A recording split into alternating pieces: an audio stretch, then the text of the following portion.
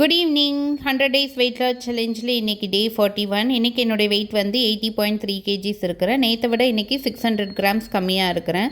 Morning MD ஸ்டொமக்கில் warm water குடிச்சிட்டு சர்ச்சுக்கு போயிட்டு வந்துட்டேன். 10 o'clock பிரேக்ஃபாஸ்ட்டுக்கு வந்து ட்ரை ஃப்ரூட் ஸ்மூத்தி தான் வந்து எடுத்துக்கிட்டேன்.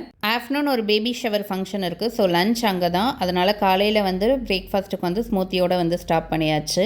நான் நிறைய பேர் பார்த்துருக்கேன், ஏதாவது ஃபங்க்ஷனுக்கோ இல்லை வெளியவோ போகணும் அப்படின்னா அதுக்கு முன்னாடி இருக்க மீல் வந்து கம்ப்ளீட்டாகவே அவாய்ட் பண்ணிடுவாங்க. அப்படி பண்ணுறதுனால கேஸ்ட்ரிக் ஃபார்ம் ஆகும். இன்னொன்று வந்துட்டு ரொம்ப நேரம் சாப்பிடாமல் இருந்ததுனால டெம்ட் ஆகி அதிகமாக சாப்பிட்ருவோம்.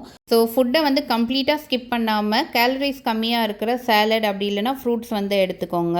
லஞ்சுக்கு 2 o'clock சிக்கன் பிரியாணி தான் வந்து சாப்பிட்ருந்தேன். நம்ம பிரியாணியை விட்டாலும் பிரியாணி நம்மளை விடாது போல் இருக்குது. ரைஸ் வச்ச உடனே 2 பார்ட்டிஷனாக பிரிச்சாச்சு. அப்ராக்சிமேட்டாக 150 grams ரைஸும் 100 grams சிக்கன் அப்புறம் சைட்ஸ் வச்சுருந்த எல்லாமே சாப்பிட்டாச்சு. எக் ஒயிட் மட்டும் எடுத்துக்கிட்டேன். அதில் ஈவினிங் 6 o'clock ஃப்ரெண்டு வீட்டிலேருந்து கொழுக்கட்டை கொடுத்து அமைச்சிருந்தாங்க. ஸோ நிறைய சாப்பிட முடியல, ஒரே ஒரு பீஸ் மட்டும் ஆசைக்கு வந்து சாப்பிட்டாச்சு. ஆஃப்டர்நூன் சாப்பிட்டதே ரொம்ப ஹெவியாக இருந்ததுனால டின்னருக்கு வந்து பெருசாக எதுவும் சாப்பிடல. 6:30 வந்து வெறும் ஃப்ரூட்ஸ் மட்டும் எடுத்துக்கிட்டேன். ஒரு கோவா, ஒரு சின்ன ஆப்பிள், ஒரு பாதி மாதுளப்பழம் வந்து சாப்பிட்டு இன்றைக்கி டேவை சூப்பராக ஃபினிஷ் பண்ணியாச்சு. நாளைக்கு பார்க்கலாம்.